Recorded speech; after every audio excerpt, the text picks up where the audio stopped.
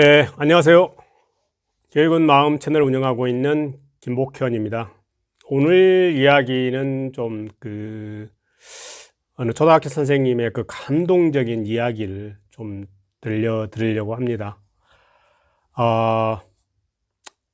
특히 이 이야기를 선택한 이유는 우리가 학교에서 학생들을 이렇게 공부를 가르치는데 정말 그 공부를 가르치는 것이 중요한 것이 아니라 정말 학생들의 그런 마음을 읽어주는 것이 얼마나 중요한가라는 것을 역설적으로 좀 이야기를 하고 싶어서 이 이야기를 하게 됐습니다.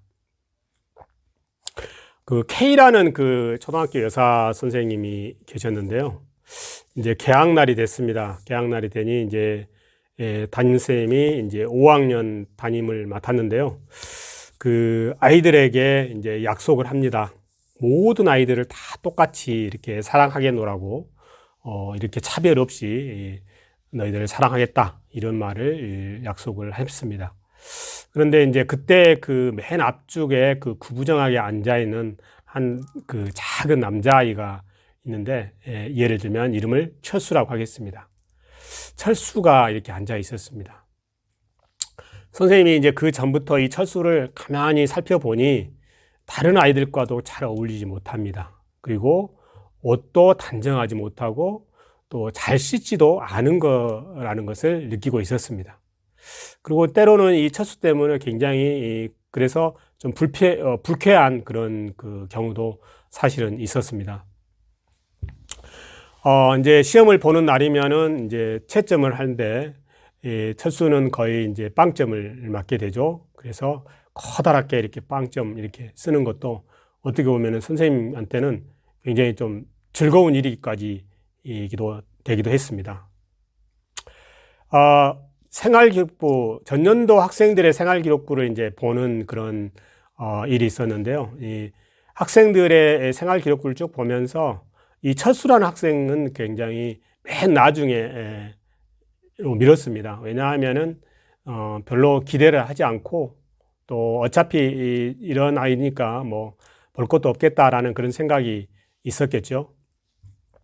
그러다가 이제 맨 마지막에 철수의 어떤 생활 기록부를 이제 보게 됩니다.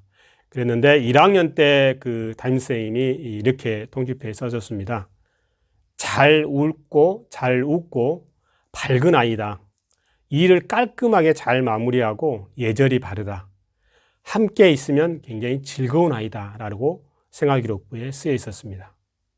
그 다음에 선생님은 2학년 담임선생님이 쓴 생활기록부를 읽게 됩니다.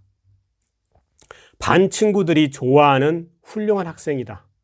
어머니가 불치병을 앓고 계신다. 가정생활이 어려울 것으로 보인다 라고 쓰여 있었습니다.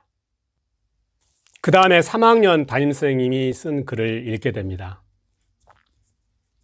3학년 담임선생님은 어머니가 돌아가셔서 마음고생을 많이 하였다. 최선을 다하지만 아버지가 별로 관심이 없다. 어떤 조치가 없으면 곧 가정생활이 학교생활에까지 영향을 미칠 것이다 라고 썼습니다. 이어서 4학년 담임선생님이 쓴 글을 읽게 됩니다. 내성적이고 학교에 관심이 없다. 친구가 많지 않고 수업 시간에 잠을 자기도 한다.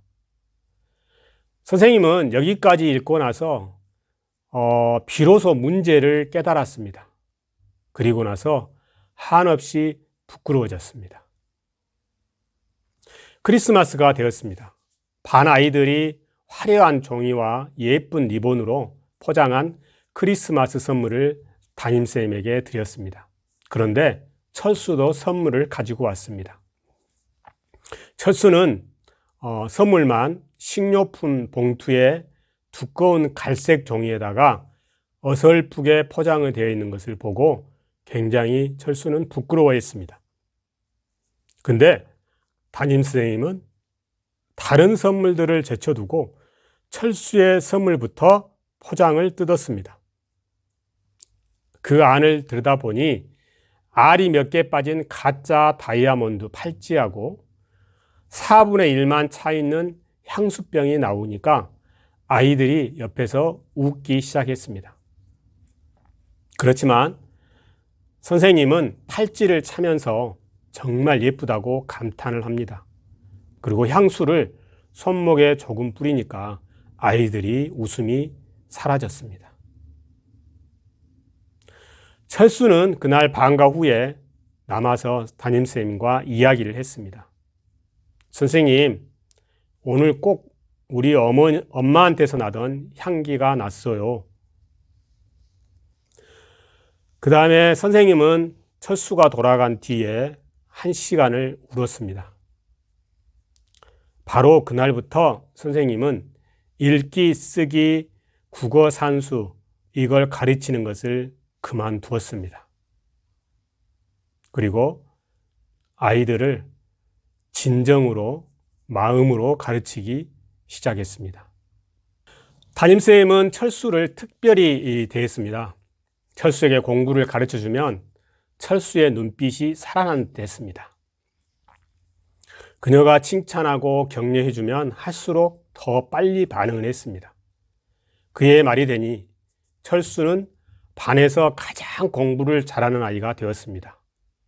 모두 똑같이 사랑하겠다고 선생님이 이 개학 첫날 학생들에게 약속했는데 그 약속을 어긴 겁니다. 그러면서 반에서 이 철수는 선생님이 가장 귀여워하는 그런 아이가 됐습니다. 1년 뒤에 선생님은 교무실 안쪽에 문 아래에 있는 철수가 쓴 편지를 발견했습니다. 거기에는 선생님이 자기 평생의 최고의 선생님이었다라고 쓰여 있었습니다. 6년이 흘렀습니다.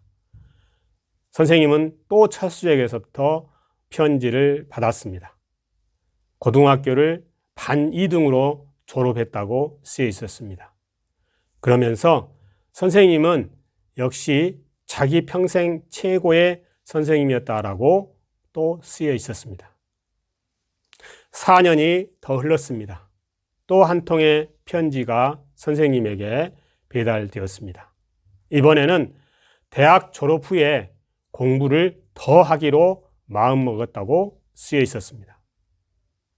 이번에도 역시 선생님은 자기 평생의 최고의 선생님이었다라고 쓰여 있었습니다.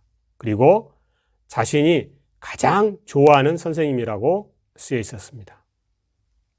그런데 이번에는 보니 이름이 더 길어졌습니다. 편지에는 박철수 박사라고 사인되어 있었습니다. 박사가 된 겁니다.